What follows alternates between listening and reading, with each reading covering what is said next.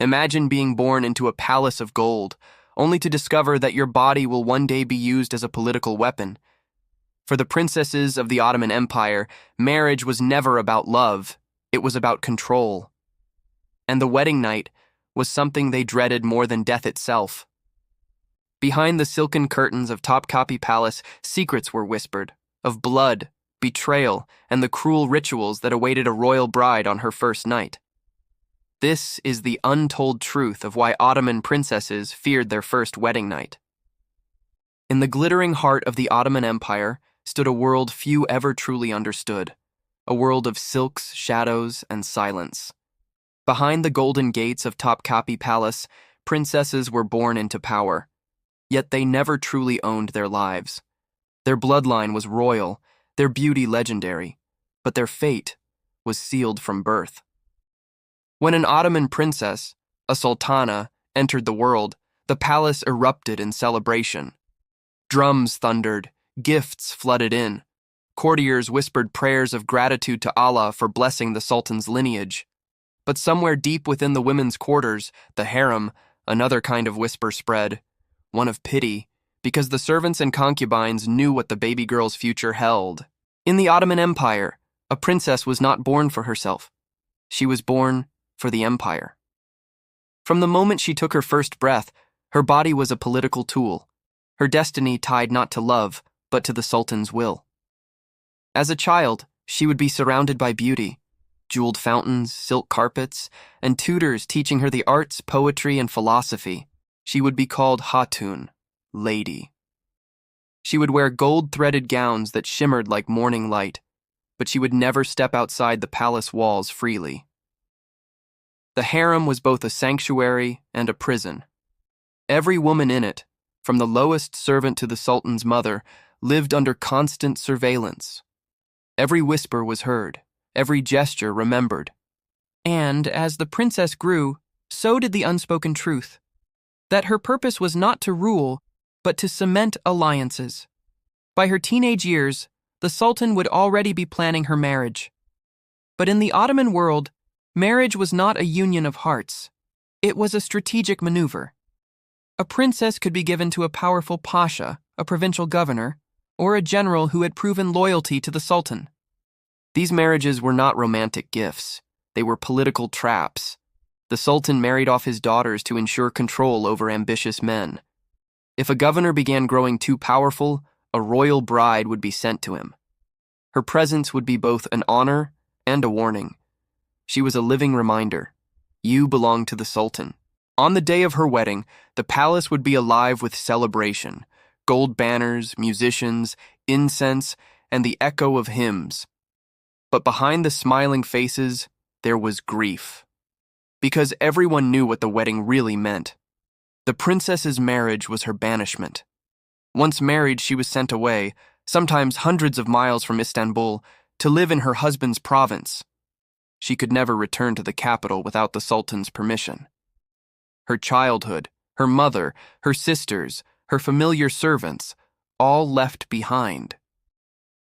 She would travel in a grand procession, wrapped in velvet, veiled from head to toe.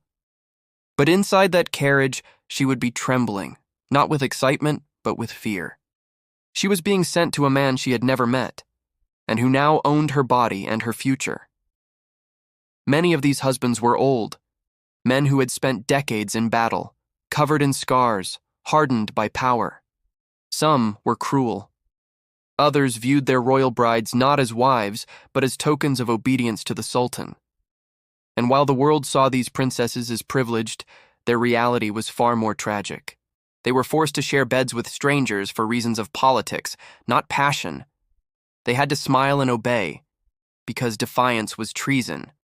Even the slightest rebellion could cost lives. The sultan's wrath was absolute, and if a princess refused her husband or brought shame to the family, punishment was swift and merciless. Imagine being 16, raised in silken chambers, never having spoken alone with a man, never seeing the outside world. And then one night, you are dressed in a bridal gown heavy with jewels, your hair perfumed, your hands trembling. And you're told that tonight, you must please a man you've never met. That fear, silent, suffocating, haunted every Ottoman princess. Because this was not just marriage, it was the first step into submission, a ritual of control that could determine your fate for the rest of your life. If you failed to satisfy your husband, he could report it to the Sultan. And in the Ottoman court, even rumors of defiance were enough to ruin a woman forever. The irony of the Ottoman princess's life was cruel. She was one of the most powerful women in the empire, yet one of the least free. She carried a royal title, commanded servants, and was showered with riches. But she could not choose her husband. She could not choose her home. She could not even choose her own first night. Her entire existence was built on appearances: beauty, obedience, grace. Behind those jeweled eyes was often terror. Some princesses tried to find comfort in poetry, music, and prayer. Others found ways to manipulate the political web around them, using their influence quietly through letters or loyal servants. But most lived silently, waiting, fearing the day their lives would be traded for power. The Ottoman Empire saw its royal women as symbols, embodiments of the Sultan's divine right to rule. But in private, many of these princesses suffered isolation, depression, and emotional collapse. Some refused to marry altogether, pleading with the Sultan for mercy. Others accepted their fate with cold resignation, knowing resistance meant disgrace. Every princess knew one haunting truth: her life was not her own. And once she left the palace, she would never again be that little girl who ran through the marble halls, laughing beneath the stained glass light. She would be a bride, a pawn, a prisoner of her bloodline. For the Ottoman princess, her wedding was not the beginning of happiness, but the beginning of obedience. And as she sat trembling behind her wedding veil, one thought consumed her mind. If this is what marriage begins with, what horrors will the night bring? As night fell over the governor's mansion or distant palace, the sound of celebration faded, and silence began to crawl across the marble floors. For most brides, this silence meant anticipation. For an Ottoman princess, it meant dread, because what waited beyond those gilded doors was not love, it was duty. In the Ottoman world, the wedding night was never truly private. It was political. It was proof. The Sultan's daughter was a symbol of the empire's purity, and her marriage was a contract of loyalty between her husband and the throne. That contract needed to be sealed and witnessed. The morning after, everyone, from servants to imperial envoys, would be waiting for one thing: evidence. Evidence that the marriage had been fulfilled. If the bride was a virgin, the sheets would bear blood. If they did not, questions would begin. The servants would whisper. The husband might panic. And word would travel back to the Sultan himself. Most Ottoman princesses knew the ritual well before they lived it. Older attendants, wet nurses, and concubines would whisper warnings long before their wedding day. On the morning after, the bed linens were to be checked, sometimes by a trusted kalfas, senior female attendants, or in earlier centuries, even by eunuchs serving as the Sultan's eyes and ears. It was not uncommon for these officials to inspect the bridal chamber, not to humiliate, at least not officially, but to certify the alliance, to confirm that the princess had obeyed, that the governor had done his duty, that the empire was satisfied. It was a ceremony of purity, wrapped in fear. Imagine the fear of that night. A young princess, often only 16 or 17, wrapped in gold-threaded silks, trembling under layers of perfume and jewels. She had spent her entire life behind veils, untouched, untaught in the ways of intimacy. And now, before the eyes of servants, attendants, and destiny itself, she was to become a wife. Her husband, often a stranger decades older, would enter the room with the weight of empire on his shoulders. He knew that if the princess resisted, it could mean disgrace for him, even death. And she knew that if she refused, she could be accused of betrayal to the Sultan. So she obeyed, even when her heart raced, even when her body shook, even when every instinct screamed to run.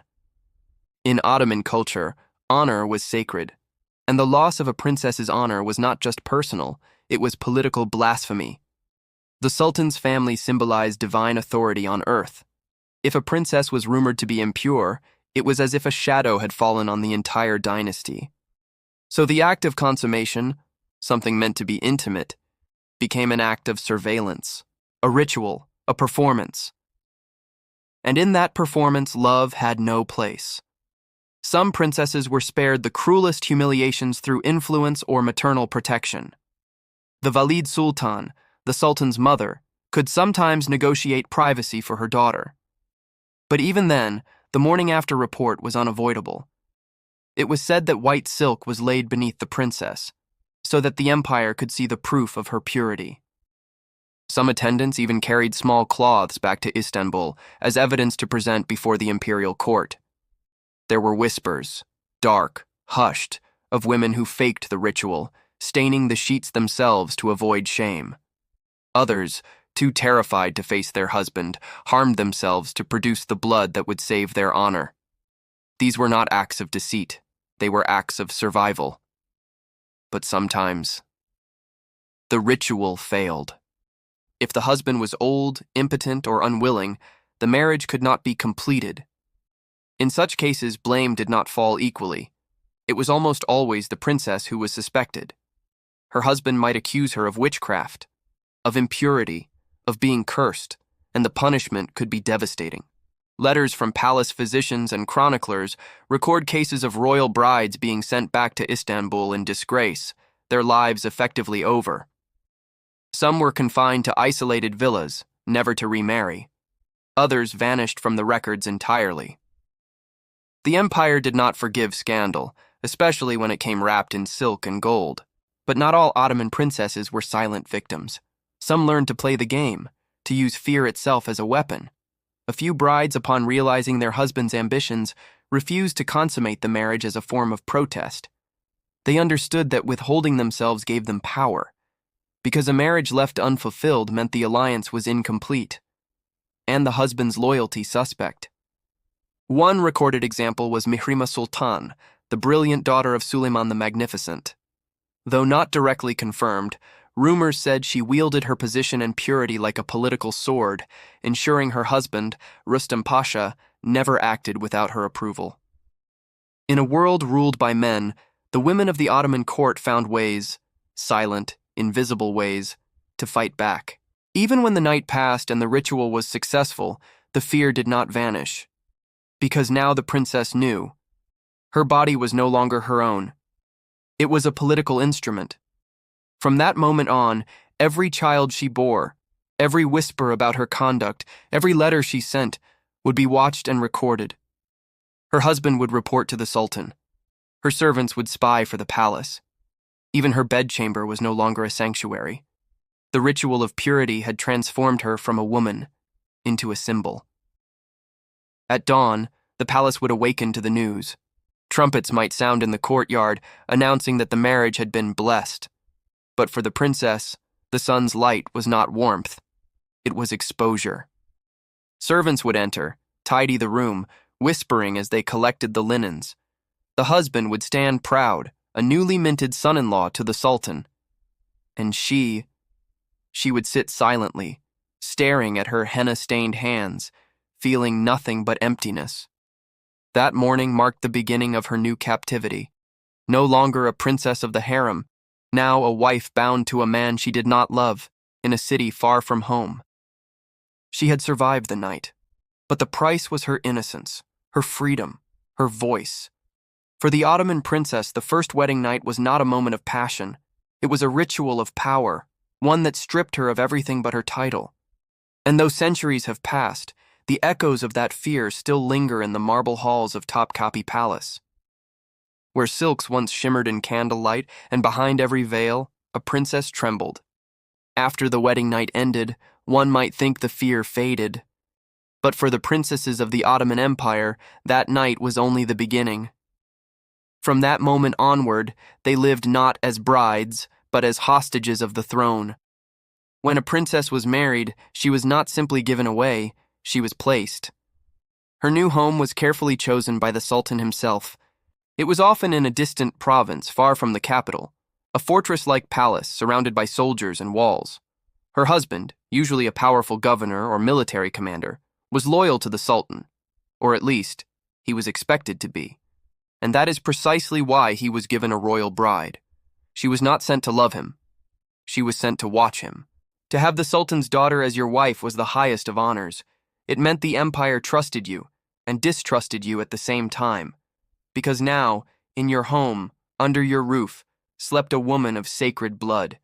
A woman who could write to Istanbul. A woman whose every tear might reach the Sultan's ears. Every gift from the Sultan, every letter, every messenger that arrived, reminded the husband that he was being watched. And if he ever rebelled, if he ever dared to dream of power, the punishment would not stop at him. His royal wife would be taken away, his fortune destroyed, his name erased. Marriage to a princess was not protection. It was a leash made of gold. For the princess, this marriage meant isolation. Once she arrived in her husband's province, she was surrounded by strangers. Her familiar attendants were often replaced by local servants, spies in disguise, chosen by the Sultan to report her every move. Even her letters to her family were read before they were sent. Her meals were inspected. Her visitors approved in advance. In public, she smiled as the perfect noblewoman, the sultana. In private, she lived in fear that every word, every glance, every sigh could be twisted into treason. Her palace might be adorned with pearls and fountains, but she knew what it truly was, a cage. Days passed in silence. She prayed in solitude, surrounded by mosaic walls and calligraphy praising the Almighty, yet none of it brought peace. Some princesses turned to art, composing poetry filled with longing and grief. Their words, though cloaked in elegance, dripped with despair. One Ottoman princess once wrote in secret, "They call this palace my home, but it is my tomb. The roses bloom beyond my walls, but I am forbidden to breathe their scent." Few of these writings survived. Many were destroyed or hidden, for they revealed what the empire wanted to bury, that the daughters of the Sultan were not free women, but silken captives. Her husband was not only her keeper, but also her observer. He was expected to report her conduct directly to the imperial court, how she dressed, how she prayed, how she spoke to guests, even how she reacted to his touch. If she appeared unhappy, distant, or suspicious, it would be noted. The Sultan's court was built on whispers, and whispers had power. Some governors used this power cruelly, turning their royal wives into pawns, using fear to ensure their own safety. Others grew resentful, feeling trapped by a wife they could never truly possess. Because no matter how powerful they were in their province, their wife's blood outranked them. If they raised a hand to her, they risked death. If they displeased her, they risked ruin. It was a delicate game of fear, played behind closed doors. When a princess bore children, the politics deepened. Her sons and daughters were not just family, they were potential heirs to wealth, titles, and connections. But the empire was ruthless in protecting its hierarchy. The children of princesses, though royal by blood, were forbidden from claiming the throne. They could not inherit the Sultan's legacy. They were noble, but never sovereign. This rule ensured that no husband of a princess could use her as a path to power. It meant her womb was both sacred and controlled, capable of giving life, but never capable of producing a rival. Every birth was recorded, every miscarriage whispered about, every child watched closely in case ambition took root where it should not. Even motherhood, the one joy left to her, became a political act. And yet, despite the walls and watchers, some princesses found ways to wield quiet power. Through coded letters, through loyal eunuchs, through poetry and gifts sent to Istanbul, they influenced appointments, pardons, and punishments. They learned that in the empire of men, silence could be louder than speech. A single word from a princess could end a career. A single glance of favor could secure one. They learned to survive not by resisting openly, but by playing the game from the shadows. They were prisoners, but prisoners who learned how to bend the bars. History remembers stories, whispered, half-buried, of princesses who disappeared from record. Some died young, their deaths wrapped in mystery. Some were sent back to Istanbul, confined for life within hidden palaces, and some were quietly executed, victims of rumors, political rivalries, or the suspicion of infidelity. One such story tells of a princess accused of falling in love with a palace guard. No proof was found, no confession recorded, but one night she vanished from her chambers. Her servants were dismissed, her belongings burned, and by dawn, the empire spoke of her no more. Such stories were meant as warnings, to remind others of the price of disobedience, a price paid in silence. As the centuries passed, the system remained. Each generation of princesses lived under the same golden chains. Some became legends for their grace, others were forgotten, their names erased to protect the image of perfection. But behind every painting, every royal decree, every delicate embroidery, there lingered fear. Fear of betrayal, fear of scandal, fear of love itself. Because love, in the Ottoman court, was dangerous. It could undo alliances, it could destroy dynasties, and for a princess, it could mean death. Far from the palaces of Istanbul, in distant mansions and forgotten cities, Ottoman princesses lived like ghosts, remembered in name, erased in truth. They were brides without freedom, mothers without power, and daughters whose loyalty was bought with fear. Their lives were not their own, their bodies were not their own, and their hearts were locked away behind silk and shadow. But even in their silence, the empire trembled, because within every prisoner of the throne slept the memory of what it meant to be free. The Ottoman court was an empire of silence, a place where words could kill. And yet, within those walls of marble and gold, whispers never stopped. They floated like ghosts through the corridors of the harem, carrying secrets of love, betrayal, and blood. The harem, the sultan's private domain, was unlike anything in the world. To outsiders, it was a paradise of beauty and luxury, filled with the empire's most exquisite women. But those who lived within it knew the truth. It was a maze of mirrors and daggers. Here, hundreds of women shared one fate: to please the sultan, to serve his family, or to simply survive another day. And though Ottoman princesses lived apart from the concubines, their lives were tied to the harem's rhythm, its politics, its rumors, because a single whisper from the harem could reach the sultan's ear and destroy even a princess. Every servant, every eunuch, every maid was part of an invisible network of eyes and ears. They listened, they reported, they survived by feeding information to those above them. The chief eunuch, known as the Kızlar Ayası, wielded immense power, commanding the harem's security and serving as the sultan's silent messenger. He knew which princess cried at night, which one sent secret letters, which one dared to question her husband. Even a sigh could become a rumor, and a rumor could become an accusation. The princesses learned quickly that trust was a luxury. Even the walls could betray them, but no amount of fear could erase what made them human. For some, the loneliness became unbearable. Far from Istanbul, isolated in provincial palaces, many princesses began to long, not for power, not for luxury, but for affection. A glance, a word, a touch, not ordered by duty, and that longing was dangerous. Because in the Ottoman world, a princess's body did not belong to her, it belonged to the sultan. To desire someone else was to defy the empire itself. Yet history tells us that some dared. There are old, faded records, brief, censored, almost erased, that speak of secret affairs among the royal women. Some were with guards, some with servants, some even with poets or physicians who visited their chambers under pretense of duty. But when the rumors reached the wrong ears, punishment was absolute. One story, whispered in old chronicles, tells of a princess who fell in love with a palace musician.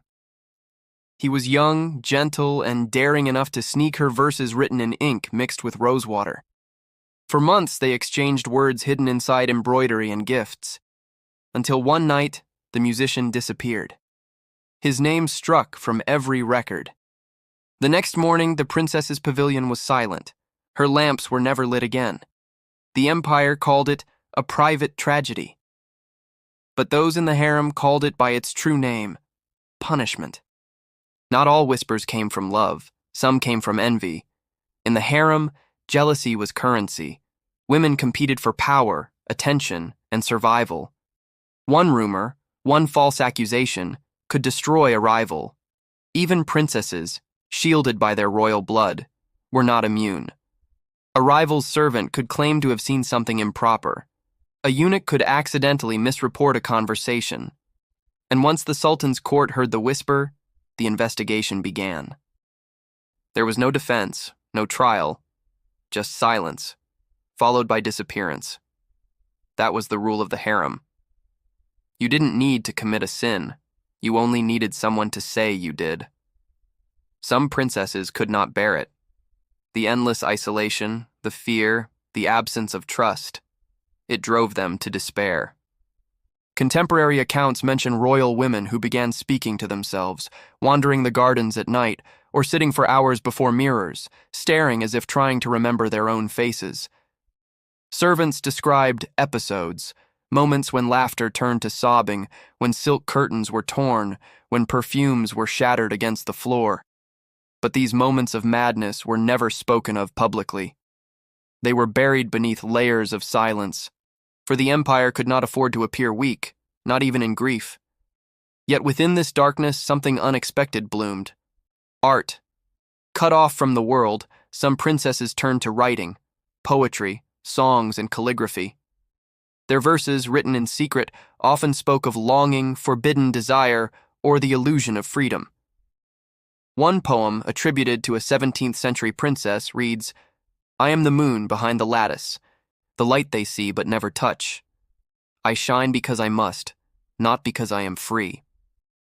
These works were often smuggled out through servants or musicians, unsigned, unnamed, surviving as anonymous echoes of royal sorrow.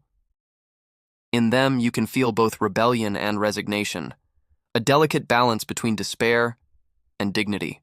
Inside the harem, secrets were traded like jewels. A servant who knew the truth about a princess's private life could sell it for favor or gold. Eunuchs could rise in rank by delivering useful gossip.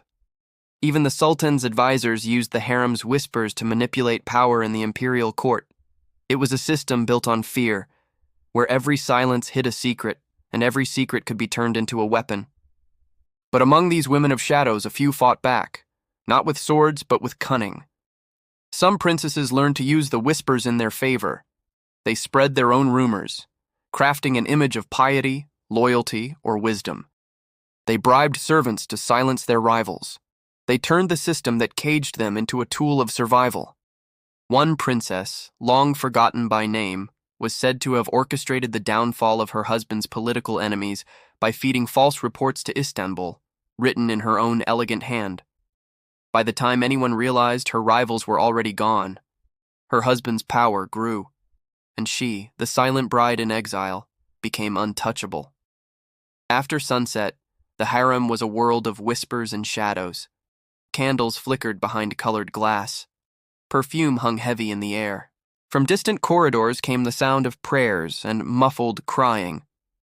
Eunuchs patrolled the halls, their footsteps echoing softly, reminders that no woman was ever truly alone. And somewhere behind a locked door, a princess wrote in her diary, knowing her words might never be read, but needing to write them anyway. Because in a palace where speech was dangerous, writing became the only form of freedom left.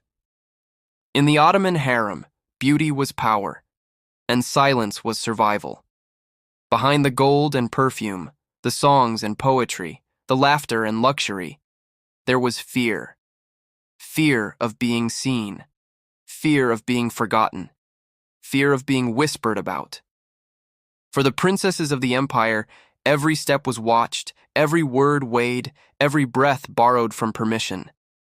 And yet, they endured. They turned pain into poetry, fear into wisdom, and silence into legacy. Because even in their captivity, they understood something the empire never could. That the most dangerous whisper of all is the one that refuses to die. History remembers empires for their kings, for their wars, their victories, their conquests, but buried beneath those golden crowns are the women who paid the quietest price. The Ottoman princesses were born in silk, yet died in silence. They were the daughters of emperors. But they never truly belonged to anyone, not even to themselves. For some, that first night became a lifetime of submission. Once the doors of the bridal chamber closed, they entered a new kind of captivity, one bound by duty, fear, and expectation. Their husbands, the governors, generals, or pashas, would treat them as both trophies and spies. Their every move watched, their letters read, their words weighed. They were royal, yes, but they lived like shadows. Every smile they gave, every child they bore, every decision they made, all of it was political currency. If they gave birth to sons, they strengthened their husband's power. If they failed, they risked being forgotten, or worse, replaced. In the vast mansions of the provinces, far from the glittering heart of Istanbul, these women lived surrounded by wealth, gold mirrors, marble baths, silk curtains that shimmered in candlelight. But behind those walls, there was silence, a silence so heavy it could drive one mad. Some princesses filled their days with poetry, calligraphy, or prayer. Others whispered their sorrows to loyal servants or wrote secret letters back to their mothers in the imperial harem, letters that often never arrived. Their world was gilded, but it was a gilded cage nonetheless. Sometimes whispers would drift through the palace halls, stories of forbidden love, a princess who fell for a guard, another who exchanged glances with a musician, or one who dared to write poems for a man she could never meet. Such things were dangerous, because in the Ottoman world, love, true love, was treason. A royal woman's body was not her own. To desire another was to defy the sultan's will. And defiance had a price. Some princesses were quietly exiled. Others simply vanished from the records, erased as though they never existed. Even their names were struck from the marble. Yet not all bowed quietly. Some learned to use the very system that enslaved them. They gathered influence through servants, controlled trade routes through dowries, and sent coded messages back to Istanbul. A few became powerful matriarchs in their provinces, commanding respect, manipulating politics with silk-gloved hands. These were the silent queens, women who ruled not from thrones, but from the shadows. But even they lived in fear, because at any moment a single accusation, whispered by a jealous rival or a suspicious husband, could bring soldiers to their door.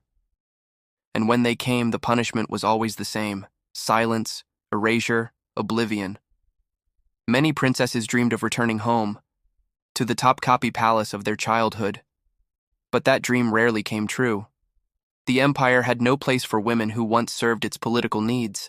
They were replaced by younger brides, newer alliances, fresher names. A few widowed princesses were allowed to come back to Istanbul, old, veiled, and forgotten. They lived out their final years in secluded mansions along the Bosphorus, surrounded by servants who treated them like living relics of another age. Their eyes carried memories of candlelit fear and silk-draped sorrow. And when they died, their tombs were marked only with one title: Daughter of the Sultan. Nothing more. No mention of who they loved, what they endured, or how they survived. Centuries later, historians found traces of their lives, fragments of letters, a line of poetry, an unsigned painting. Each fragment whispered the same truth. Behind the empire's power was a quiet ocean of suffering. The Ottomans built palaces, mosques, and armies that conquered half the world, but their daughters, their princesses, lived and died unseen, unheard, and unloved. Their fear of the wedding night was not just about what happened behind closed doors. It was about what came after, a lifetime of silence, where their pain became part of the empire's glory. They say history is written by the victors, but sometimes it's written by the ones who survived. And though their stories were never told in full, the echoes of their fear still linger in the marble halls of Topkapi, in the empty chambers where silk curtains still sway with no wind, and where the ghosts of princesses still whisper. Their wedding night never truly ended, because for them, it wasn't a night of love. It was the beginning of a lifelong surrender. The Ottoman princesses were born to rule, yet condemned to obey. And beneath their jeweled crowns, every one of them carried the same secret fear. That power in their world was never protection, only a prettier kind of prison.